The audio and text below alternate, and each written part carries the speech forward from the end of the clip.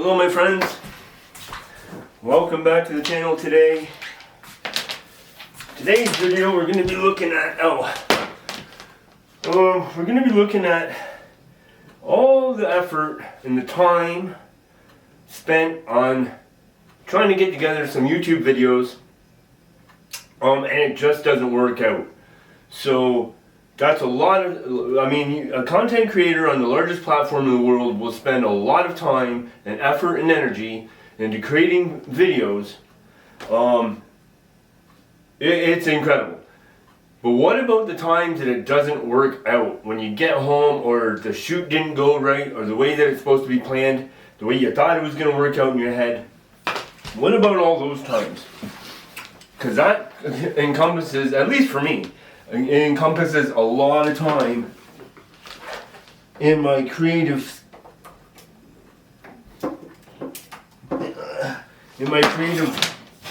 bank of hours, you know, to get videos out. And I could probably do like at least 3 of these videos. So what I'm just trying to do now is I got a workstation behind me, and it's a little easier for me to use because of my arm, but I need to use my systems over here, so anyways, what about all the material that we film and we capture? Is that usable? Is it just dead space on our memory cards? What is it? So I'm going to show you a few clips from a few different projects that I was working on that just couldn't come together. And it's why it's so special when we get a notice saying, hey, you got a new subscriber. That, I mean, it really makes us feel good when people pay attention to what we're doing.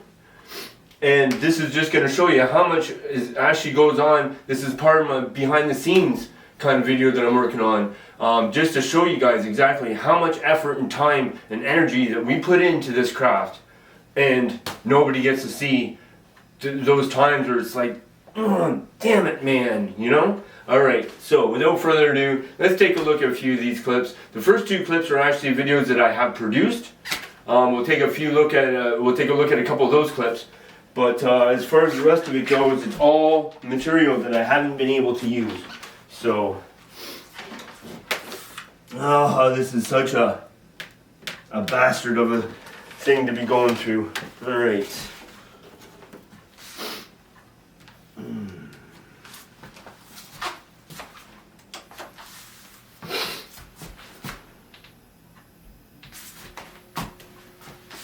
I got 2 hard drives running here now. I can't even use my mouse because I don't have nowhere to plug my damn mouse in.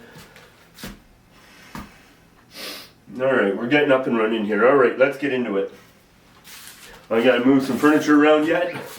And while I'm doing that, let's have a look. You can start having a look at this right here.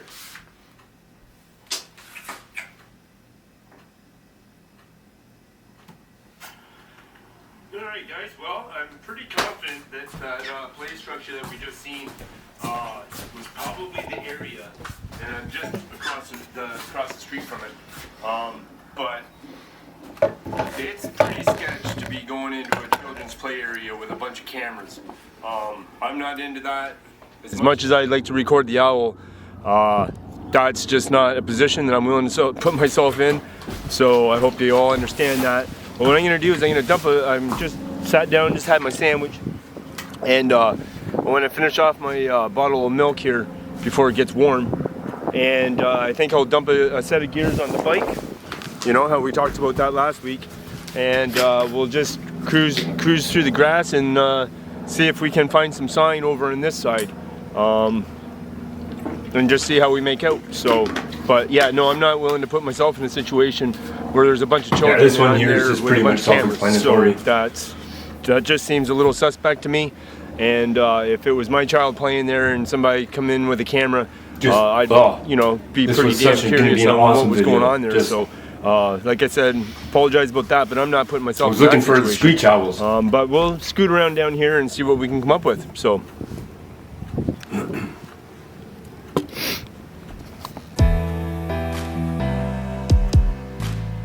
I really need to put my skydiving at least coming out of the plane. I so want to get that on here, but There's always something to do, you know?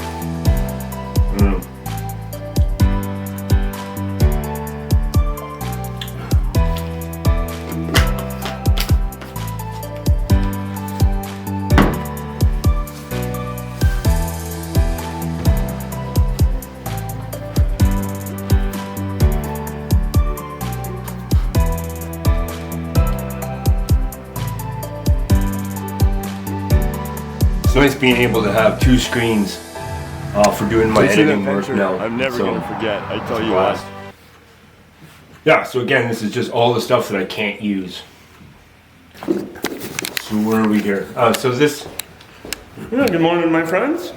Just get in the door here. This is one where I forgot to hit record.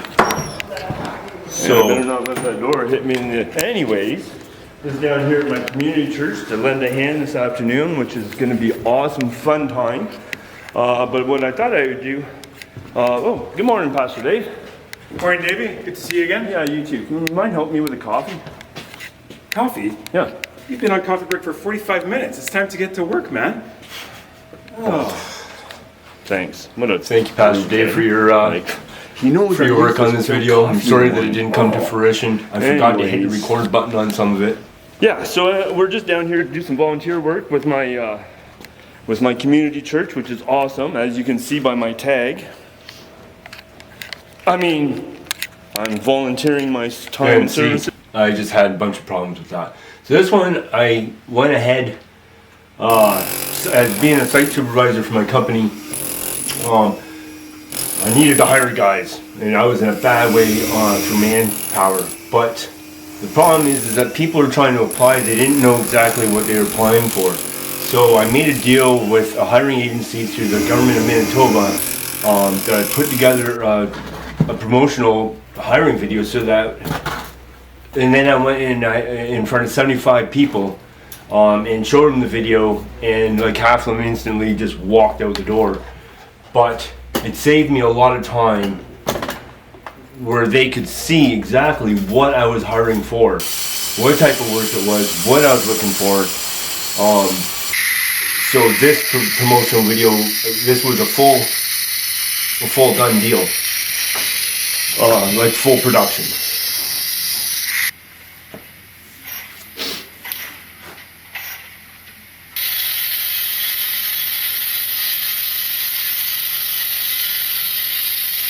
So now you can see the type of work that I have been doing. There's another video that has something to do similar to this, but now you can see the kind of work that I do. I worked 42 days straight right into this injury on my shoulder.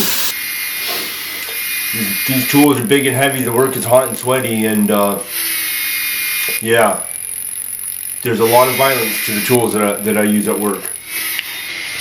A lot of violence.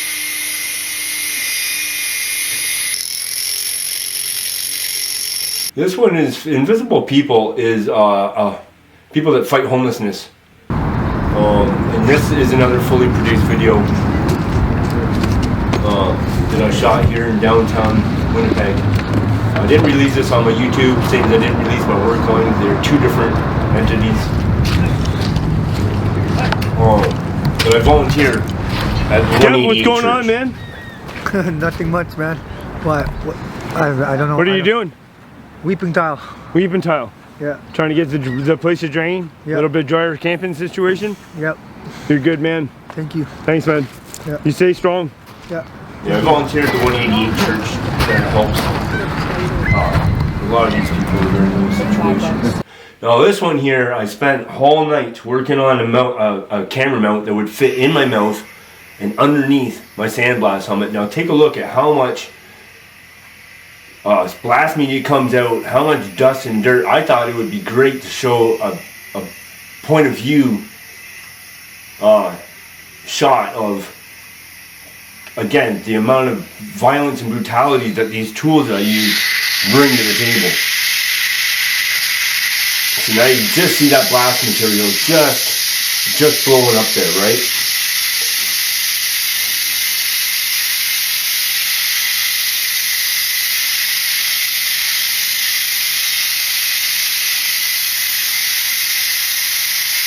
You know, we're just seconds into it and you can barely even see me now.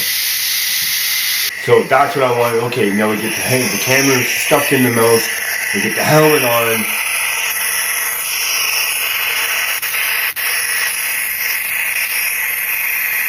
And it's quite a process to make sure that I'm keeping myself safe.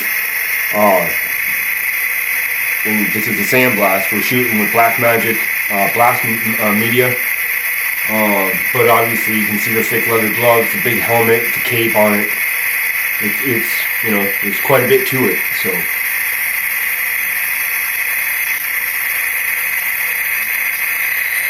but I'm thinking this is going to be great. And all you see here is water coming out. Now we get a little bit of material, media coming out. And now just air. What's going on? Like, it was just...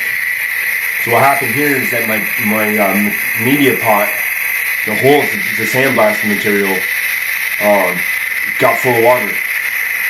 So you get a little bit of the media coming out and then just nothing. I was pissed. Yeah. And I don't have time to shoot. Like, I'm on the job, I'm on the project. It's not like I have time to fiddle and fart around with trying to produce a YouTube video. Again, I could use this for further promotional videos at work, or through the next video I think you're going to see with the Blue Collar Coalition. But I just don't have time. Like, I got a schedule to keep. This one, you know, I like my night riding. I love my mountain biking, and I hate city life, but I do like the view of a city at night. But you can hear, there's no audio. My headlamp is straight into the camera. And yeah, it's just, in all honesty, unusable. And Get that light out of here. I need the light to see. but sometimes you don't know this information. You guys don't need the light to see, because that's kind of blind to you, and I know that. Now, so what's going on there with all that screaming is that it's Orange Shirt Day here, September 30th. And that also means that the welfare checks are out. So There goes the neighborhood. you can just make that story for yourself, is all I'll say. The thing that kills me though is that sometimes you go out for a full shoot and then you get home to see the footage, and then that's when you realize.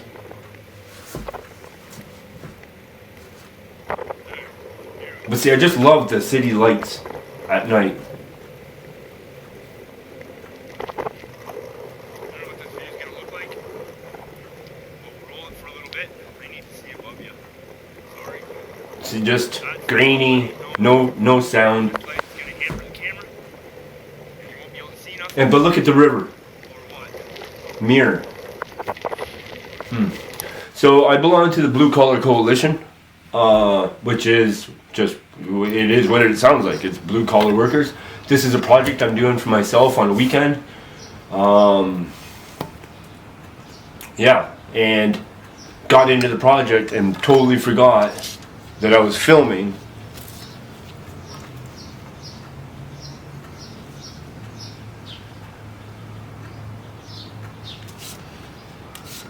The Blue Collar Coalition is just a bunch of working guys that share their skills in their trades, so that, you know, somebody on call, or, you know, get a hold of you off the Blue Collar Coalition, another member, and has a similar project, I can help work them through it. Same as if I would need to wrench on my John Deere tractor, you know, I can, you know, it's a group of people that are, you know, blue collar workers that are there for each other, and I really like that. So, but this was also another fail.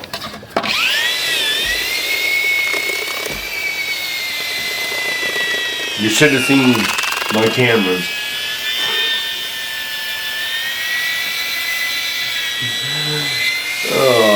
Just look at my tools in my pants, that'll tell you.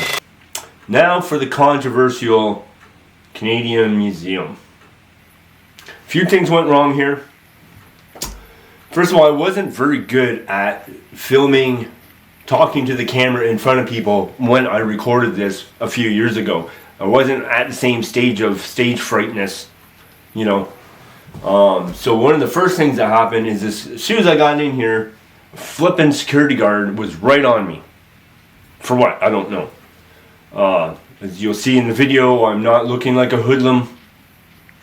Maybe I always look like a hoodlum, I don't know. But I had an experience with another security guard at one time. I was going in to shoot a video, and that's going to be right in the middle of this clip. So here I am. I'm like, okay, now the security guy's like just right on me. I got wings going on here, yeah. So I'm just like, oh shit, what do I do? In my head, I'm like, what do I do? And I already had a past experience with a security guard, and you can have a look at that somewhere right around here. I was doing a how to eat cheap backpacking, eat well backpacking, but doing it on nickels and dimes. So this is that experience. Backpacking eats for nickels and dimes. For being insolent to this the guy grabbed public me. and filming people without Grabbed my any camera permission. and grabbed me. I hope you got all that stupid shit. Like you got that too? I'm a stupid shit. Oh yeah, you I'm are. a For stupid what you shit. did to all the people in there, and you think that's legal? Let's go to court with that. We'll see. Okay. That dude was having a bad day, and he absolutely took it out on me. Anyways, back to the Canadian human rights. Now, there's another thing about this, is that there's not another building, I don't think, that you can shoot in that will bring emotion to the forefront of people. Do I want that on my channel? Can I handle those emotions coming across on my feed of my channel? I don't know. Probably don't want to deal with that, to be honest with you. It's beautiful building. Look at just all the light. Look how beautiful you can film in there. That's only the second floor. As you go up in the building, you're gonna see it just gets dark. So everything is super grainy. Of course, I'm using my little Nikon. If it's around here somewhere, my little Nikon camera. It doesn't have an aperture as like the one that I'm filming on right now, my Canon DSLR. So it doesn't do well in low light conditions. So this is okay for here. But you'll see, and the displays change. So, you know, there's that as well. And it just, the combination of being off my game as a security guy, it being so damn dark to film in there, and what kind of emotion am I bringing to my channel? So I know that I promised the Canadian Museum for Human Rights a long time. It was a shot of years ago. But, I mean, it is an awesome place. But, it's just one of those things, you know? And just another one of those times I go out and I spend hours on filming something. So these are pretty neat. You step on the circle right here, and then you point, and you hold it there, and that's it. You know, somebody's gonna How can talk. nice people who lead normal, everyday lives of racist ideas? And as a researcher, I'll point over here, that's what I'm trying to do. and then you just point. It just picks you up. The National Party of South Africa came to power. These are all over the place. And they all have different. They all have something different. I really think that Justin Trudeau should come down with his little notepad and his little pen and take some notes in this place, because this museum's all about human rights, and he and I would never be friends. Like, that's all I'm gonna say about that. But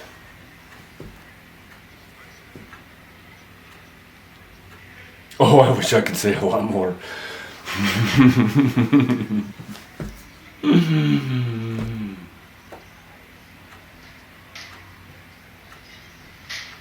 So yeah, guys, there's just, that's, I mean, look how dark this place is.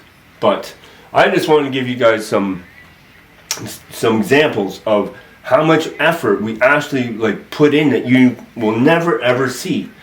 It's a lot of work to do this kind of stuff. And then, you know, you got to come home and sift through it, and then you got to sort it out, and out of what you shoot and put on in your produced video is probably, for me, maybe a third gets actually used. So then to go out and do a full shoot like this and use none of it, yeah, but I still keep it all on my hard drives, because you just never know when you might want, hey, I have some footage of something like that. So I lost you.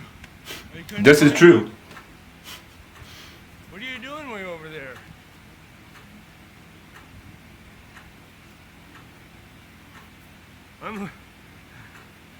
Oh man. Over there behind the trees looking around. I couldn't find where I put I'm like, where the hell is my damn camera, man? Woo! This is a high mileage day today, boy. Alright. Yeah, there's a lot of work goes into doing what we do. Subscribe, share, like. Come on, man. You heard me. Helps us out. You heard me. Help us out, man. If I want to make a backpacking video on YouTube, I should type in the word backpack into the search bar, and it will drop down and it will tell me the most common things that people are looking for out of a backpacking video. And that's how they will promote you, is if you have that in your subject, in your thumbnail, and in your title, in your description, your first 3 lines of your description, then they will promote that. I don't want to be a YouTuber created by YouTube. I want to just be a creator on YouTube. I want to bring my own shit. I want to bring my own story. I want to do the things that I want to do, and I don't want to have to fucking follow the algorithm of YouTube. So because I don't want to do that, and I just want to be an independent creator, which YouTube is supposed to be, they're never going to promote me. And guess what?